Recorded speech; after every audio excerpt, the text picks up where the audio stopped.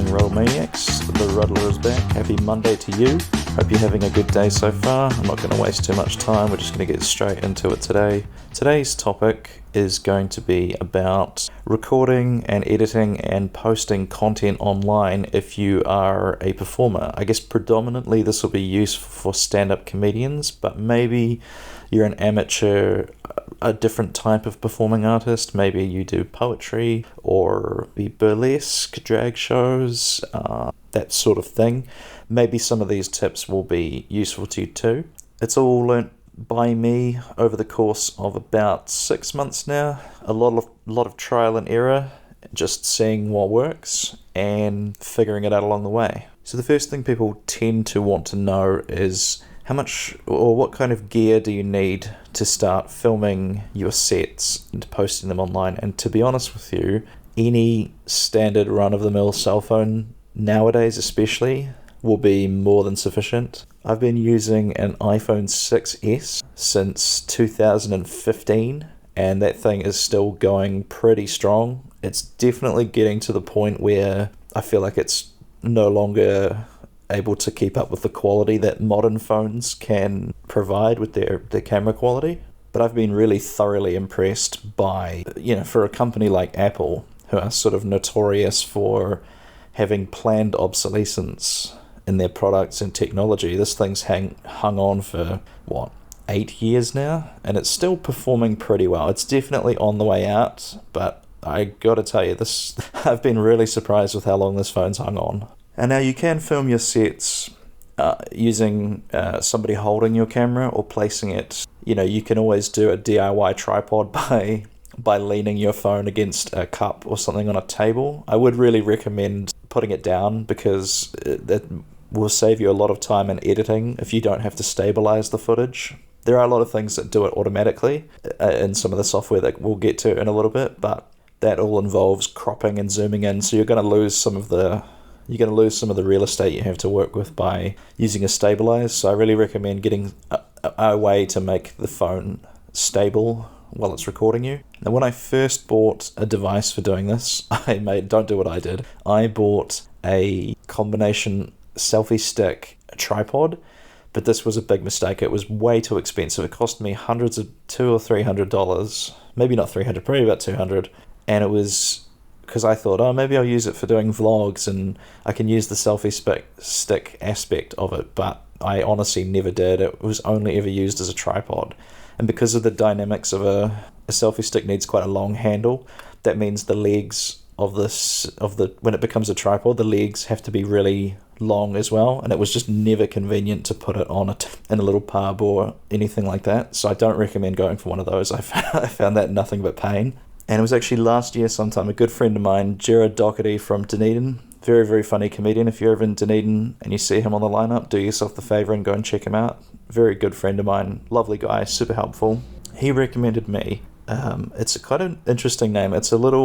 The technical name is Vlog Kit, and I think the brand is Small Rig, and the model number is a Seymour Vigor VK20 Vlog Kit. I'll post a link to that in the show notes, and I bought it from rubbermonkey.com.co.nz, whatever Rubber Monkey is, and it costed me about $40 including shipping, so it was way cheaper than the selfie stick, and it is a lot sturdier. It holds onto the phone a lot nicer. The legs kind of turn into the selfie stick, so you can use it as a selfie stick. It extends from about 10 centimeters tall to maybe a foot, so it does have some selfie stick capabilities, but for the most part it's just a really solid little tripod that you can set your phone up on a desk or a table at the pub when you're doing your sets. Start recording, go to the stage, do your set, and then just pick it up on the way back. It fits in your pocket basically. You can fit it in a handbag if you carry a handbag. I really can't recommend this thing enough. So I don't think the particular one that I have is available anymore because it looks like they update them pretty regularly, but that would be my recommendation if you're looking for a really cheap sort of entry-level vlog kit tripod. So once you have your footage, the next step is editing it. As you know, there's nothing worse than somebody uploading a full 15-minute wide shot of an open mic set with no subtitles and then wondering why people don't sit through the whole thing. That's one thing to remember, is people in general don't have a good attention span for online content now. I've been looking at some of my content watching statistics, and about 10 minutes is about all I'll get out of people. So that's definitely a sign to me to shorten the content that I'm putting out there and make it easier for people to get through quickly. So with the editing, you can do this one of a few ways. If you're a PC person, or if you have a laptop even, I would highly recommend downloading a program called DaVinci. It's by a company called Blackmagic Design. DaVinci Resolve, is the full title of that. It is free software, and from what they tell us anyways, it is like the industry standard in Hollywood for editing and color grading footage. And they're one of those companies that, I suppose just due to the fact that they have so many corporate contracts with, I guess, Hollywood, they're able to offer an older version of it for free. I think you can download version 17 for free. There's also a paid version 18 onwards, but I've honestly never had to even consider upgrading to the paid version because the features in 17 are just so good. If you've never used editing software before, it might take you a little bit to get used to the UI. I didn't find it super intuitive, but that might have been because I'd come from using Adobe software, which was Premiere and After Effects. But now that I've gotten used to DaVinci, I can't go back to Adobe software. Adobe, I'm not quite sure. I think it's Adobe. One of the benefits that DaVinci has over Adobe, we're going to come into the topic of subtitles. This is a big topic, and it's going to apply to everything you put online. Pretty much everything needs to have subtitles that you post online now.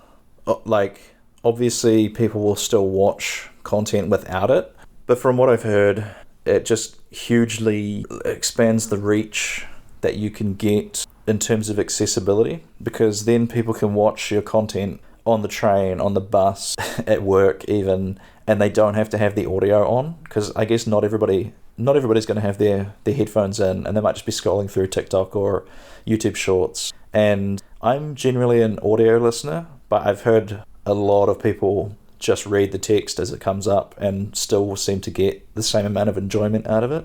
And so one of the things I really recommend DaVinci over Adobe's software is because it has a built-in subtitles feature where you add a subtitle track to your timeline and then you just cut it when you want the subtitles to change. Whereas the older versions of Premiere had this system called titles, which is where you would almost make a new image that would be overlaid over your footage.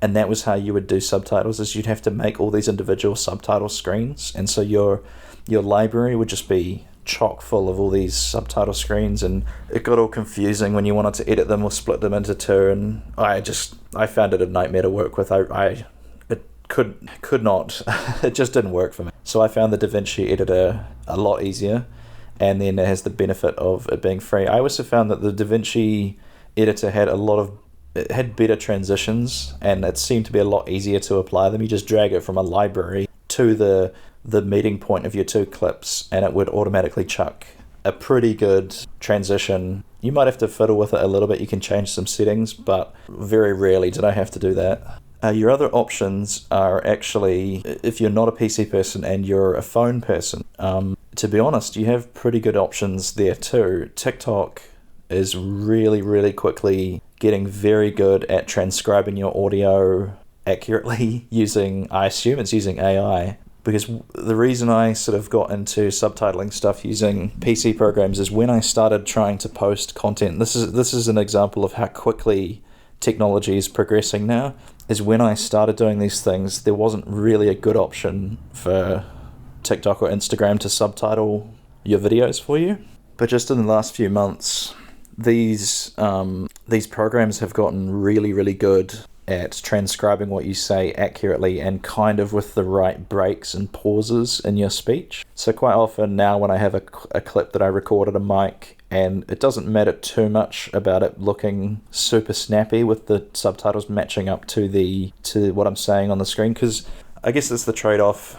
The trade-off of it being automatic is you have less control over what the text looks like with TikTok. You can edit them and cut them down and stuff, but generally I don't think this matters. I think people just want the text as a thing to read while they listen to it, or just as something to read by itself. I have a really bad habit of getting hung up on making the captions and the subtitles 100% perfect, matching up to what I'm saying on the screen at the time, and making them short enough so that the impact, the punchline is on its own subtitle, so it's not spoiled by the sentence coming before it. And you can really bog yourself down in these weeds, which I don't recommend you do. I think posting online, good enough is better than perfect for posting online, because if you think of how voraciously people scroll through their feeds, they're not looking for the perfect video to set up on the TV or make some popcorn, sit down, load it up. They're honestly just looking for a little chuckle, or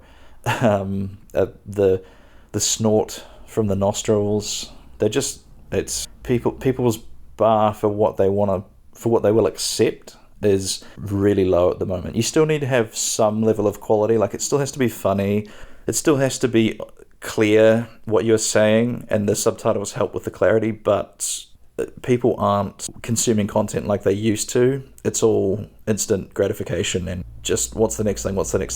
You do also have Instagram has a pretty good subtitle captioning feature. You upload it into your stories and then add the captions to it, and then you can download that video again, and it saves it as like an MP4 on your phone. But I've always found that the way the Instagram display the subtitles, it doesn't quite match up with what you're saying on the screen, and I always found that really unsatisfying. I felt like TikTok did a better job of matching what you were saying to the captions. And with Instagram, you've only got about 4 styles that you can choose from, and I really don't like any of them. There's one that shows them in big block capital like white letters, and they fade in one at a time, and that looks okay, but then you have to find this block in your video that's not covering anything up for the subtitles. Whereas TikTok gives you a lot of options when it comes to putting a color down behind the subtitles, or putting a stroke around the edge of the letters so it stands out from the video. And I really recommend playing around with the TikTok editor instead of Instagram. But if Instagram's what you like, then that's of course the right option for you. All of the different platforms have different time limits as to how long you can upload content in these reels, shorts, TikToks, whatever the short form vertical orientation video that's become the new thing that everybody's watching is. I think TikTok is like 10 minutes or 20 minutes. I'm not quite sure.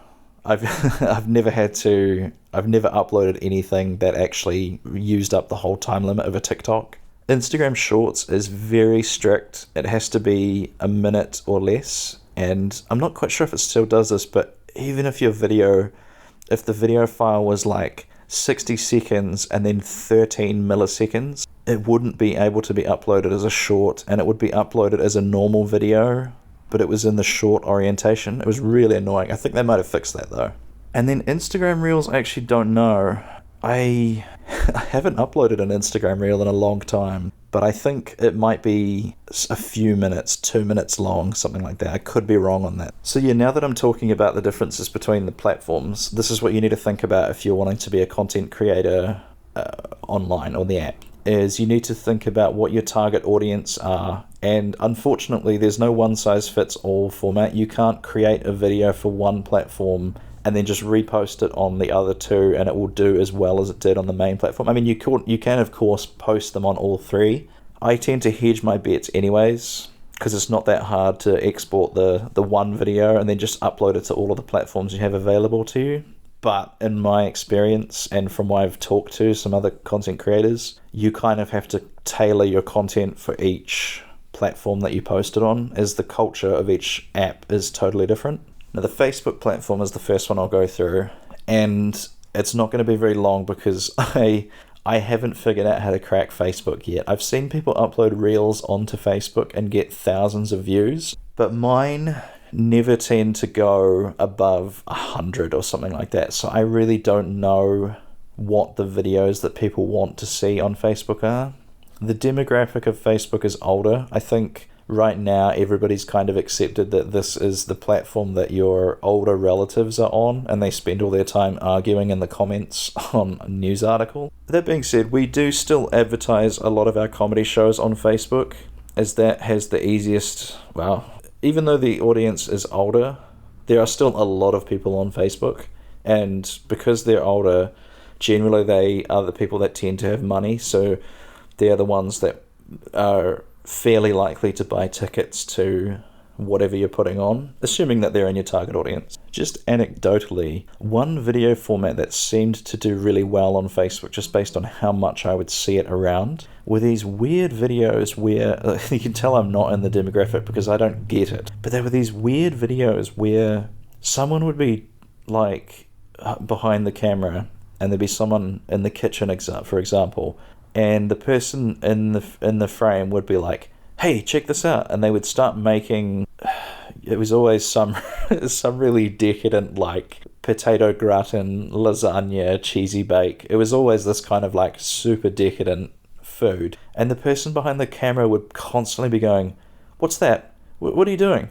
And like they would just be talking over they were like boxing commentators. They were talking over every single step of this process, and I just found it really irritating. I thought, are we not looking at what they're doing right now? Like, why do you have to tell? And so maybe it comes back to the short attention span or something. Maybe people need to have this constant stream of consciousness commentary in order to stay engaged on the platform. But either way, I used to see a lot of them. I also see these ones on Facebook that are like those old Howard Stern man on the street interviews where it looks like these people just go down to like a busy part of town where there's a lot of nightclubs letting out at sort of 1 or 2 in the morning, and they just interview people, and it seems like it's very clickbaity because it'll be like asking young women sort of like fairly sexual questions, how many bodies have you had, and all this. I think it's meant to be kind of shock value, like, oh, look at this, this young woman said this shocking thing on camera, and everyone's sort of drunk, and you can see sort of just mayhem in the background of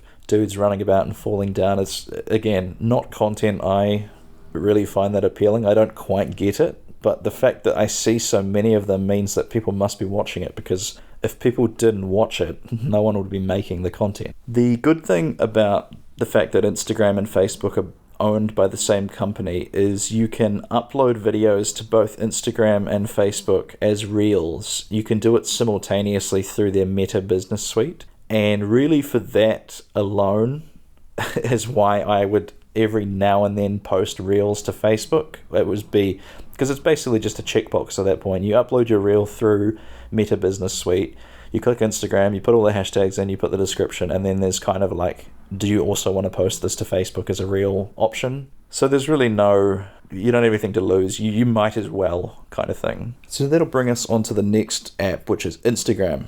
And Instagram is an interesting one because from what I've seen, Instagram is a real melting pot of the other apps. I feel like Instagram's age range is really broad. There are like a lot of young people that they don't even have a Facebook account, or if they have a Facebook account, they don't use it that much, and Instagram is almost their main sort of keep in touch with people's social media.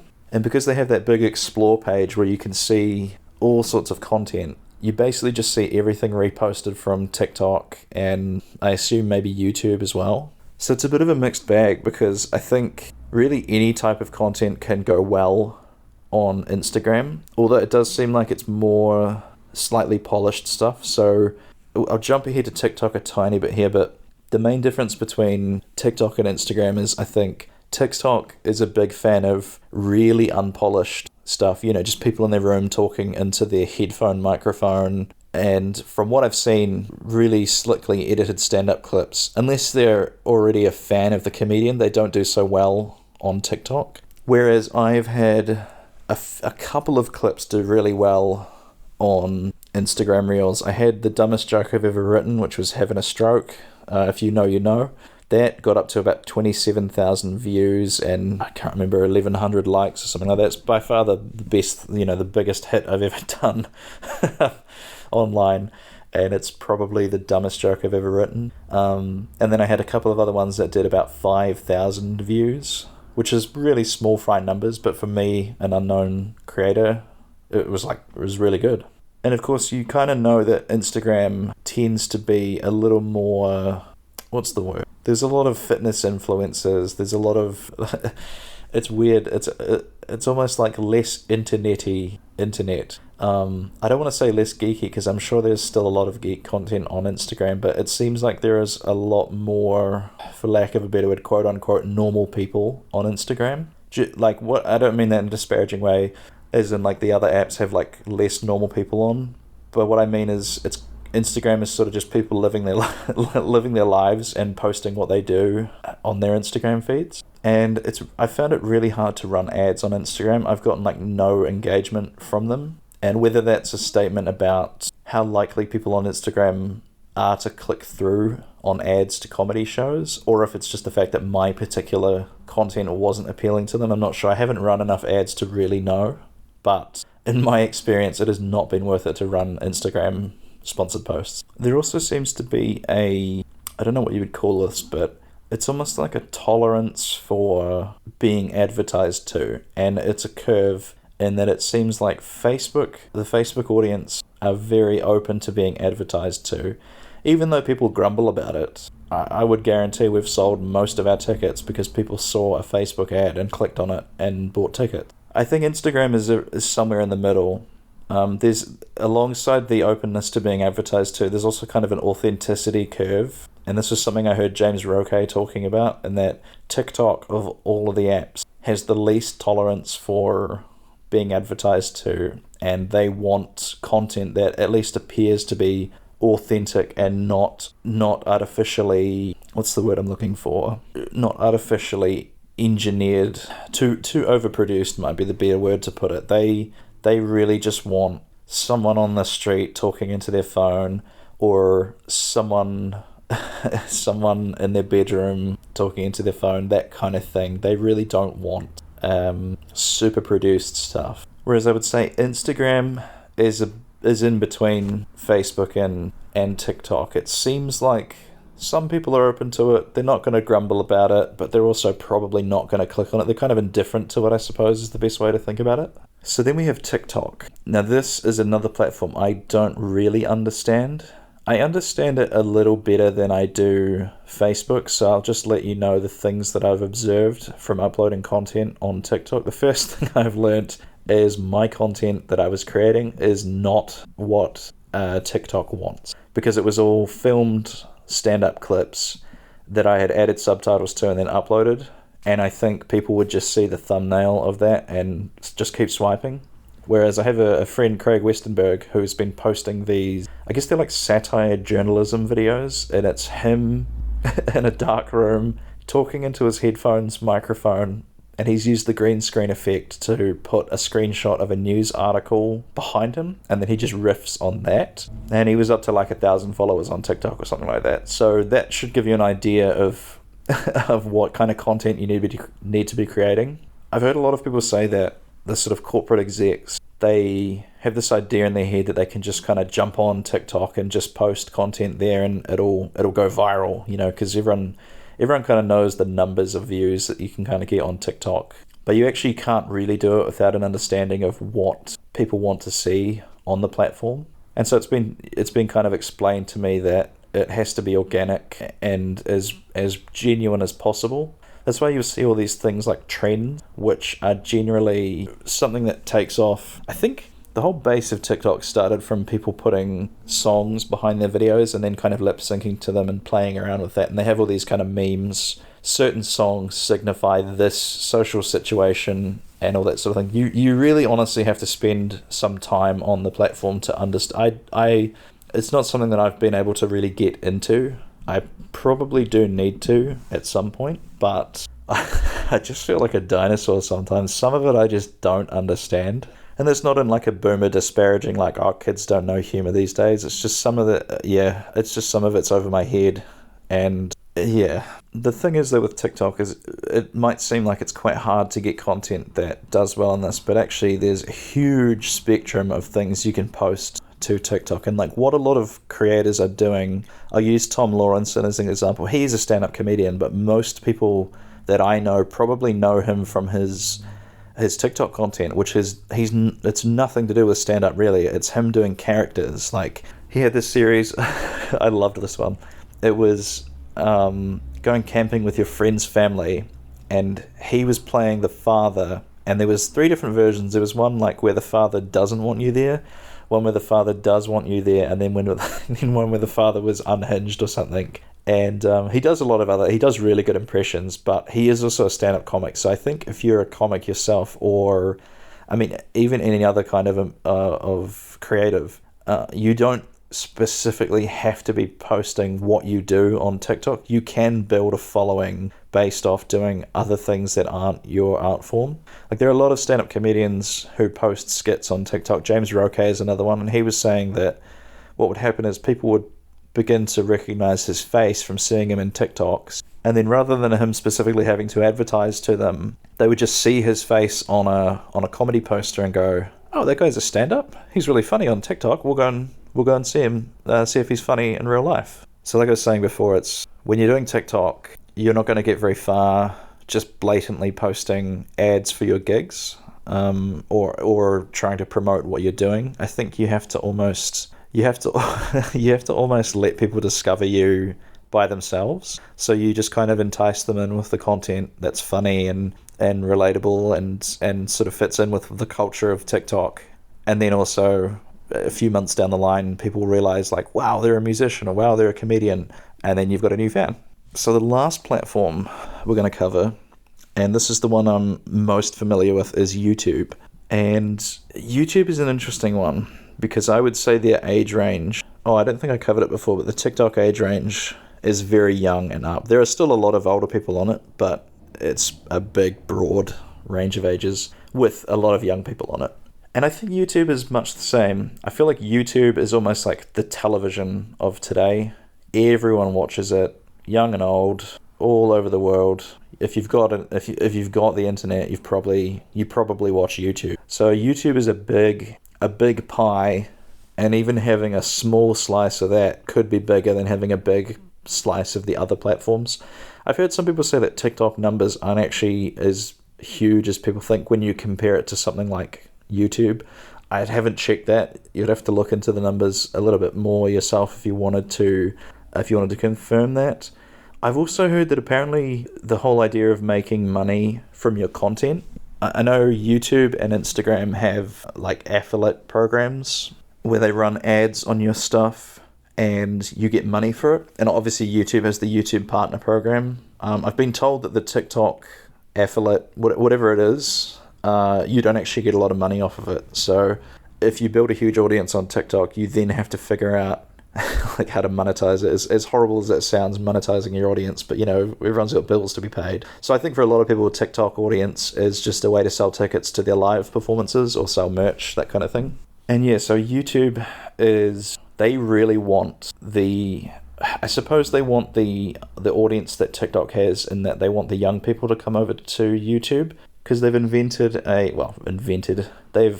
you can upload shorts, which is what they're called, YouTube Shorts, and they are less than a minute long, and they're in the vertical format of TikToks and Instagram Reels. And at least right now, the time of this recording in 2023, they are really, really trying to push those in front of people. So the reason I know the most about YouTube is because it's the one I've had the most success on, in that it seems like people are more than happy to just watch clips of stand-up shows with subtitles on YouTube.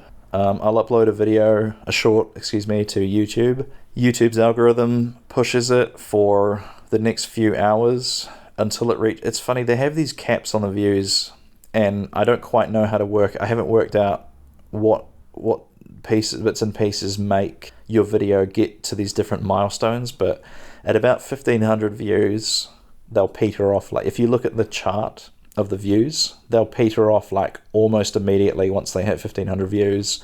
And then there's another one at about 3,000. So it's weird because you'll upload it sometimes and it'll get good views for the first hour, then it'll peter off, but then it'll pick up again and you'll hit the next plateau.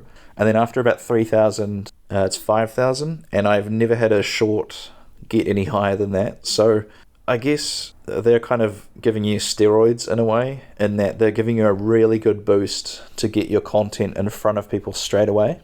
Like I started, and with recording shorts as well, you'll pick up followers, and that's the main thing you want, is subscribers, they're called on YouTube, is you want subscribers because they're the ones hopefully that are going to watch all of the rest of your releases going forward. So I found that whenever I do a shorts upload, I'll gain between 4 and 6 subscribers. Obviously not all of them stick around, a lot of them do unsubscribe later on, but for the most part mine have been pretty stable, and I've gone from 60 or something at the end of last year to around 270. But the unfortunate thing is I was having really good growth. I was getting 4 to 6 new subscribers per video, but then I ran out of content. I had uploaded all of the rest of my backlog. Pretty much every clip that I have of stand-up comedy, apart from a few from my special, which is sort of being drip released over the next few weeks now, is online right now. So that was kind of a satisfying thing to know that anything that I wanted to be out there is out there. A little tip when it comes to releasing content on YouTube that I got from Andrew Schultz. He was talking about how when he released his comedy experience called 441, which was a 15-minute long compilation of some sets that he did in New York City over one night, and he made it shorter than the normal hour special because he figured people they didn't have the attention span that they used to, so he thought 15 minutes people will get through like dead easy. But then he said what happened was he would send it to people and then he'd check in with them a week later and they go, yeah bro, I didn't finish it. So he was just like, geez, like how short is everyone's attention span now? But then he chopped it up into individual clips and he uploaded those to YouTube, and those are anywhere between 2 and about 6, because there's another thing with the YouTube algorithm where, from what I remember reading, the YouTube algorithm wants you to upload things of around 10 minutes because that's when it can sell advertising spots, like they play the automatic ads before and during the video. So it will actually prioritize longer content when you're actually uploading normal videos, which I've found to be quite a good ecosystem, because if you have a set or a joke, that is shorter than a minute, you can upload it to the shorts and they'll absolutely pump it into people's apps. But if you have something longer, you upload that as a regular video and then it shows up in people's recommended videos and they seem to watch that. Just to give you an example, my mini special, All My COVID Jokes, is about 15 minutes long. I uploaded the whole thing for free. You can watch it at Taylor Ruddle Comedy on YouTube. Uploaded the whole thing for free a couple of weeks ago now, and it's had maybe 170 views. It was sitting around that. I don't think it's cracked 200 yet. But the following week, I uploaded the opening joke from that, which was about how I miss wearing masks in the pandemic. And within a couple of days, it got more views than the full special, and it seemed like people watched through the whole thing because it was only a couple of minutes long. I think it was a 3-minute bit or something. So I guess just to recap, I might have witted on a little bit there. If you're uploading for YouTube, the age range is huge. You can basically assume that your niche will be on YouTube. They'll accept pretty much any kind of content. I've uploaded little skits that I've done for TikTok onto YouTube, and they actually did better than I thought they were going to do in terms of people watching them. I.e., they weren't stand-up clips, they were me doing little character bits where I was playing 2 characters and I had different clothes on as each character. And they did surprisingly well on YouTube. They didn't do any worse than my regular stand-up stuff, and I think they might have done a little bit better. But then when you have longer video clips, you upload those as normal videos to YouTube. Oh, and that was the piece I forgot to say that before, but Andrew Schultz noticed once he clipped all of his stuff out, people would find his YouTube page and then they would stay there for like 3 hours watching clip after clip after clip. So they wouldn't sit through one 15-minute video, but they'd sit through 3 hours of 2-minute videos. And he calls this the snooze button effect. He said, what's the best sleep you've ever had in your life? It's when your alarm goes off, you hit the snooze button, that next 5 minutes is like the greatest sleep you've ever had, and then the alarm goes off again, and you can choose if you want to get up or you can stay sleeping again. He likens it to that, where people, they watch the video and then they have the choice. It's like, do you want to leave and you want to get up and do something else, or do you want to watch another clip? And because there's that little element of choice in it, people are more likely to do it because they feel like they're in control. It's this weird, you almost have to give them something to do. Maybe that's why Netflix does that "are you still watching" thing. The other added benefit to uploading things to YouTube is you can share the links to people a lot easier. I think YouTube, a lot of people probably have the app, but also it opens in your browser. Whereas in my experience, watching TikTok videos without the TikTok app is hell. They just don't work.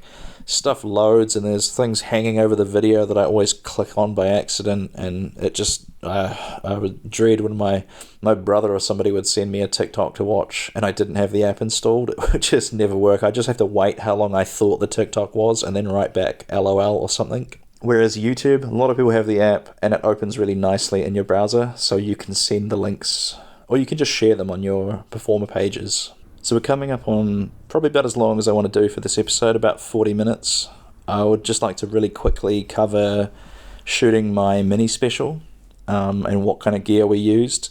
I'll kind of combine this with another show that I shot. I did a show called Classy Comedy, which was me trying to do 45 minutes of clean material, and we also filmed that with multiple camera angles to just see if we could edit together and make it look slick. So for doing a proper special, you're definitely going to need decent cameras. In my case, I got super lucky in that a good friend of mine who I studied with in later life, he got really into filmography stuff, so he was willing to work with me and film stuff that I do and kind of teach me a little bit about how it works.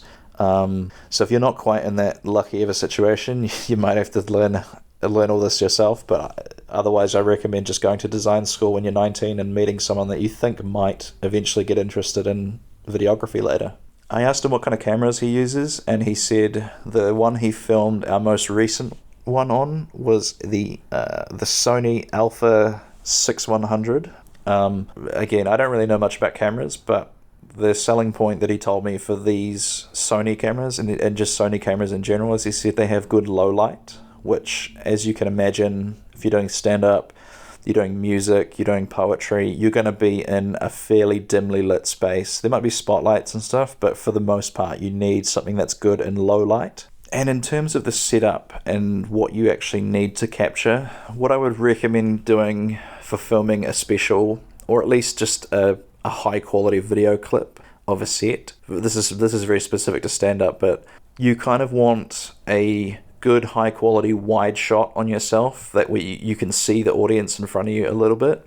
And then if you have access to multiple cameras, what you can do is from a different angle, so let's say your wide shot is shot from the right, you would set up one to the left that is more of a close-up on your head and shoulders. I would also recommend, if you can, even if you just set a little dictaphone down to mic the audience somehow, because that's really what you want the person watching to hear is the laughter of the audience. And if the cameras are at the back of the room, even though they might have microphones on them, it doesn't always capture it doesn't capture the scale of how hard people laughed. So I'd recommend heck, you could even just put your cell phone in the crowd somewhere recording the laughter, which you kind of sync it all up in your editing software, and that way you've got like a really strong laugh track, genuine laugh track, not a canned one, but still important to have. And then you can do a crowd shot if you want, but I've noticed that a lot of people don't want the camera on them. With Classy Comedy, because we weren't releasing it, people didn't really care, but we also found that we never really needed to cut to the audience. It's a very 90s thing to do. Like somebody tells a joke, a sort of risky joke about, like a racial thing, and like the director would cut to a black guy laughing in the crowd so that everyone at home can go, oh no, it's okay, he laughed at it, so we're allowed to laugh at it. But it would have just been him laughing from another part of the show that they've cut in. But you don't have to do that kind of thing anymore. It comes down to the authenticity of it again. So you can do a crowd shot if you want, but we did it, record it, and if you don't use it, then it doesn't matter, but it would be better to have it and not need it than not need it. Flub that already. It's better to have it and not need it than not have it and need it. I'll get that in post. So the main thing you want two camera angles for is actually not so that you can, it does it makes it look a bit more legit if you're switching camera angles throughout, but the main thing you want this for is in the edit. I released the first part, so I edited all my COVID jokes myself, and we actually only filmed that from one angle, but because it was from a wide shot and it was in a very good quality camera, what I did was I zoomed in on it, so I kind of made the 3/4 shot of my head and shoulders that was zoomed in, and then exported that as a separate file, and then I used that to cut between the wide shot and the close-up shot. And what you can do with this in the edit is you can cut stuff that you don't want. You can just cut things from the special. Like, I removed a couple of jokes that I didn't really feel like aged that well, and they weren't a hill that I was willing to die on. I also noticed in post, so many of my jokes started with me saying, "You guys remember when?" Because it was all about COVID, so it was all about reminiscing about the lockdown and stuff like that. And it's okay to do this once or twice throughout the special, but once you notice it, you don't unnotice it. So I did my best to cut any of that faff in between. And you do that by switching camera angles at the point that you want to cut, and it becomes really seamless, because if you just cut it out, you're going to jump around on the footage in the wide shot. But by changing angle, you're cutting anyway, you're jumping around on the screen anyway, but it looks deliberate, and the audience won't notice that it doesn't match up to where if it was one continuous shot again. So you can cheat your way into having two shots by just make sure you get the wide shot, and then you can create your own close-up. The only downside to doing that is you don't get the angle change. I remember reading somewhere that if you have 3 angles of a show, that's like perfect. But if you're in the same situation as me and you're very much amateur, having 2 and then maybe a crowd shot would be more than enough to make a really passable comedy special. So I think that's about the extent of my knowledge when it comes to recording at an amateur level, recording your footage at a show, editing it, picking the right medium to the right app, to post it to, and then a little bit at the end about if you want to do something a little bit higher quality, you want to film like a mini special or a special. I hope that was useful to some of you out there. It's been a lot of trial and error for me to figure it out. If you have any questions, just send me a DM on Facebook or Instagram. I'm happy to clarify anything I might not have made clear whilst rambling on for the last 40 minutes. I hope this was still interesting to anybody that's not a comedian. Hopefully it's not too inside baseball for you. Going for a little bit of a shorter theme to try and get people to listen to the whole to listen to the whole episode rather than just some of it. So I hope 40 minutes is enough for you all. Hope the rest of your week goes really well. I hope you've got something amazing and exciting planned for the weekend. As always, you can find me on all the social media platforms except for Twitter at Taylor Ruddle Comedy. Check out my special, All My COVID Jokes, by finding me on YouTube. You can watch that for free, 15 minutes of COVID jokes, and maybe watch it and pick apart, see which parts you think might have been where I cut a joke or cut something out. And I hope it's a good study tool for you. We'll catch up with you again next week. I'm pretty sure next week is going to be the first episode of Phantom Files, which is UFOs, ghosts, and cryptid stories from good old Aotearoa. I've got 3, possibly a couple more really good stories for the first episode, one of my own. Really excited to releasing that. I'll probably get on to editing that later on this week. So until then, this is the Ruddler signing off. We'll catch you next time.